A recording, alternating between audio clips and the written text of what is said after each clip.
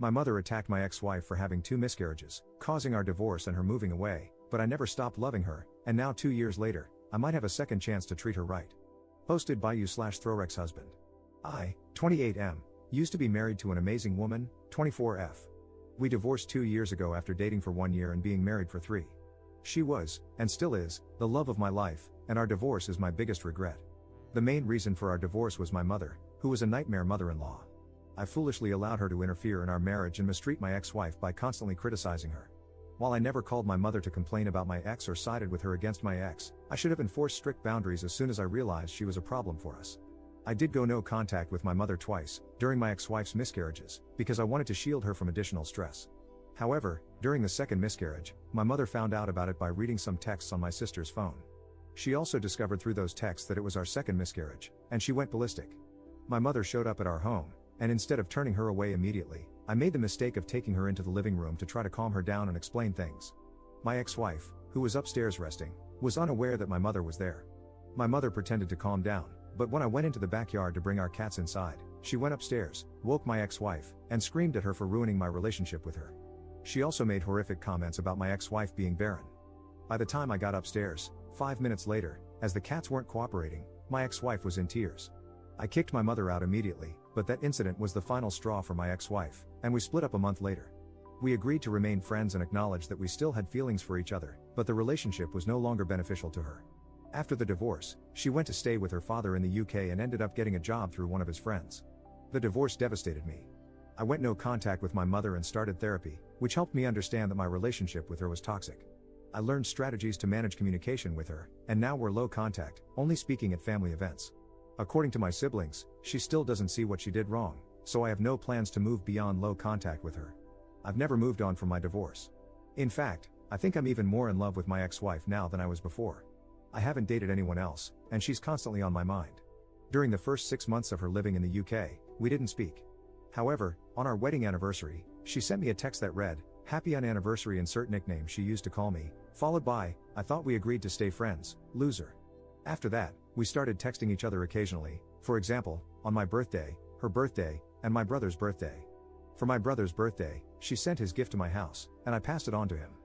Quick note, my brother is gay, and he and my ex have been best friends since childhood. He's the one who set us up on our first date, so there's no weirdness here. In her second year away, our communication became more consistent, resembling a typical friendship.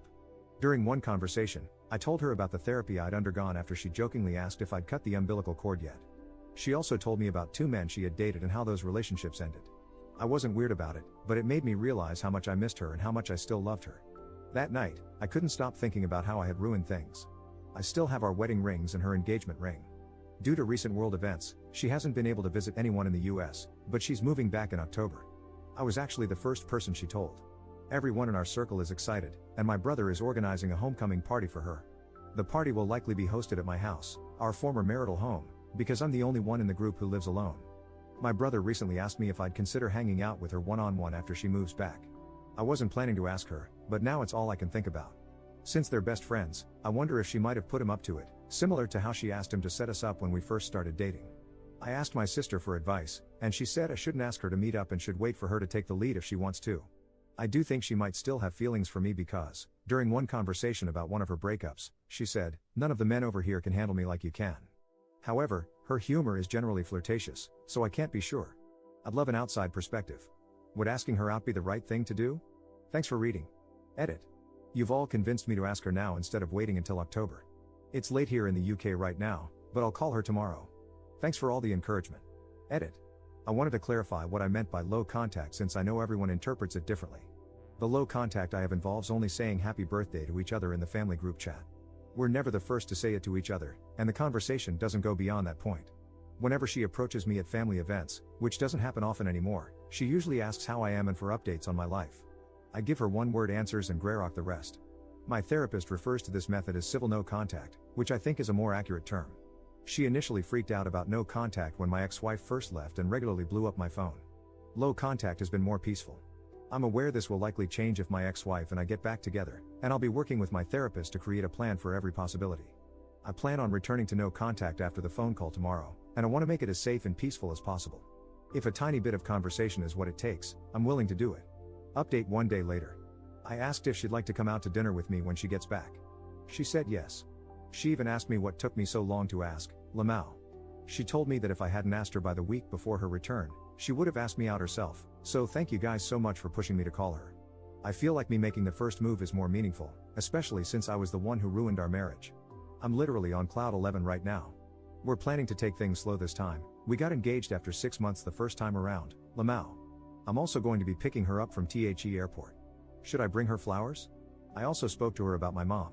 She was aware of the civil no contact arrangement I had, and she said she didn't mind if I kept it, but I made it clear that I don't want to anymore. I've only been tolerating my mom's presence for the sake of my siblings and their children at events, but I've decided to stop attending those events and instead celebrate important occasions with them separately. I'm hoping my nieces and nephews will harass my siblings about me being missing from their birthday parties so much that my siblings uninvite my mom, Lamau. I know I'm their favorite uncle. I apologized to her profusely, but she said she'd hang up if I kept apologizing, so I had to stop. I know this is just the beginning, and more apologies will definitely come as we start unpacking our failed marriage, so I'm trying not to max out her apology acceptance capacity just yet. She's also agreed to start couples counseling with me when she gets back. We even discussed the possibility of moving to the UK if we get married again. She mentioned wanting to stay in the town I'm currently in for the next few years because she's missed her family and friends here a lot. Her maternal family is here, but her paternal family is in the UK. Still, she said that moving back to the UK isn't completely off the table. I told her I'd follow her in a heartbeat, and she called me a nerd, Lamau. Our conversation lasted 2 hours, and she only had to go because she was taking her younger siblings out. Oh, and remember how I suspected my brother was hinting to me about her wanting me back? I was right. She admitted she'd been asking him to drop hints. I saw a comment earlier saying I should have just asked my brother to spell it out, but trust me, he's insanely annoying. I'd have to hold him hostage to get him to say anything. I know there's so much more to discuss in the month before she returns, and I'm putting together a priority list. Dealing with my mom is at the top of it. I told my ex-wife I wanted to sell the house so my mom wouldn't have my address, and I swear she wanted to reach through the screen and choke me. She loves the house and said I can't list it or even talk to a real estate agent until she gets a chance to look around again. Of course, I'm happy to oblige my queen. I also saw comments saying I shouldn't send my mom that email, the one explaining my boundaries and the consequences of breaking them. Since my ex-wife doesn't want to leave this town for the near future, and given how small the town is, it's likely my mom will run into us, either together or separately.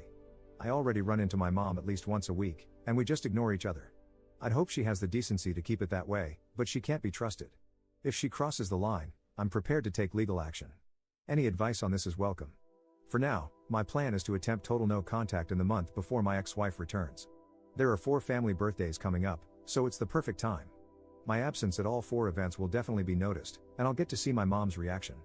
I'm also considering asking my brother and sister to sit her down and tell her not to bother me anymore, that I've decided to go fully no contact. I know some of you are mad at the civil no contact I've been doing, but it's helped me maintain the peace I needed for the past 2 years. However, I understand that everything will be different when my ex-wife is back. Thank you all so much. You're all invited to our second wedding. Edit. She found this post on Best Redditor Updates, Lamau. She called me a total nerd. She also wants me to thank you all for convincing me to call her instead of waiting until October. And she told me to call her my girlfriend instead of my ex-wife, so that's what I'll be using from now on. Edit. I'm fully aware that my mom is racist. By closet racist, I meant someone who's kept it hidden effectively for so long. She's also just a complete weirdo in general, so there are multiple reasons why she doesn't like my girlfriend and my brother's boyfriend beyond race. She hates my girlfriend because of her messed up family background and her miscarriages, in addition to race. She also dislikes my brother's boyfriend for being into motorbikes and smoking pot. She's incredibly absurd, so at the beginning, I wasn't sure if it was racism or not, but now it's pretty obvious.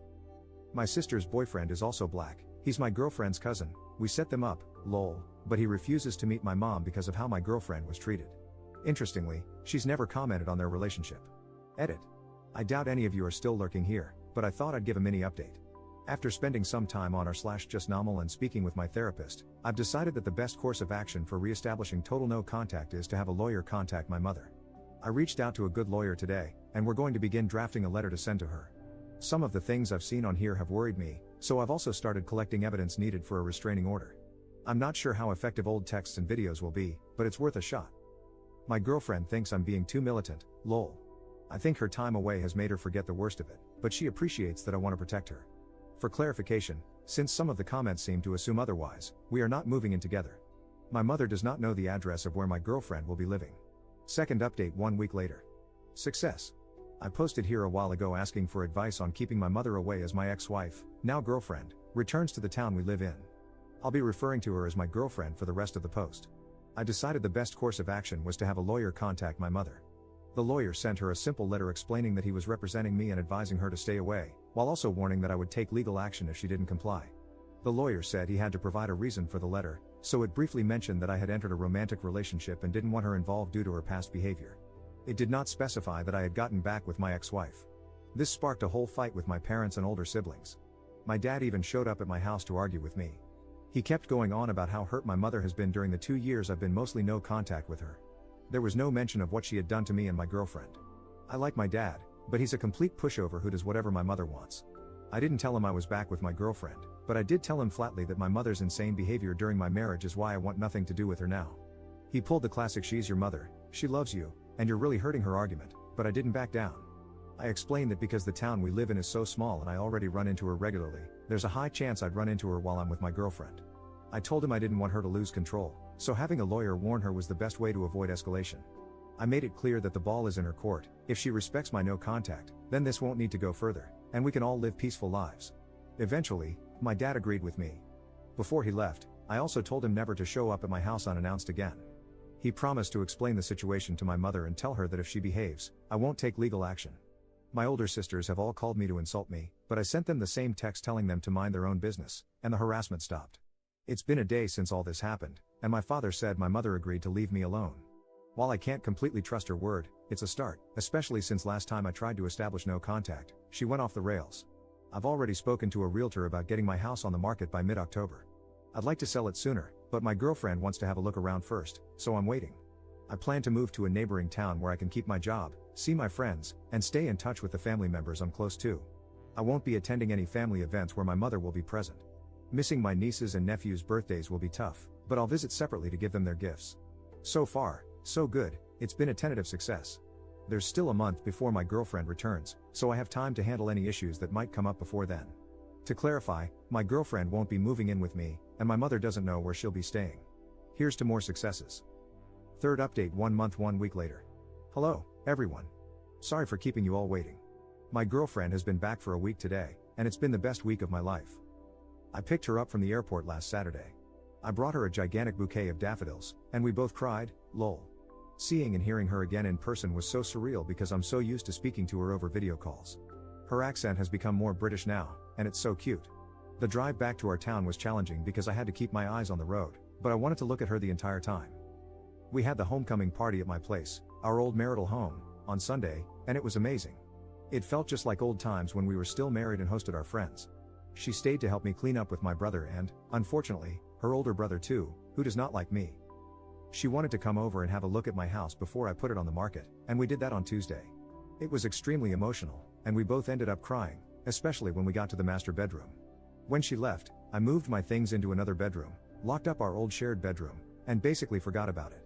I only went in about once a month to clean it, but other than that, it stayed locked. Our old rings, a few things she had left behind, and some items that were too painful for me to look at, like framed photos we had together, were in there. She ended up taking her old wedding and engagement rings to wear on a necklace, which was really touching because I thought she wanted to completely forget our previous relationship and start fresh. I'm happy to know that she looks back on our past together fondly despite it being a hot mess. Yes, if we do get married again, I will 100% be buying new rings. We've hired a counselor to work through our relationship, and our first appointment is next week, so wish us luck. I also have an appointment to get the house valued next week so I can sell it ASAP. My girlfriend is currently staying with a family member and is apartment hunting, so we also have some appointments next week to look at places for her. The coming week is pretty jam-packed for us. We won't be living together for a while so we can take things slower than we did last time. Last time, we got engaged after 6 months and married 6 months later.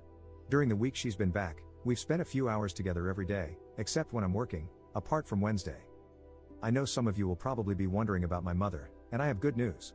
We live in a small town, so it was 100% likely that my girlfriend would run into her within her first week back. She ran into her on Wednesday, and my mother did not do anything. My girlfriend was out with her younger sister at Starbucks, and my mother noticed her, then turned around and went about her business like a normal person.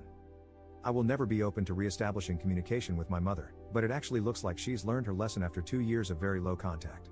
Unfortunately, my lawyer said I probably wouldn't be able to get a restraining order against her, so I seriously hope she continues to behave. According to my siblings and father, she didn't even tell them she had seen my girlfriend.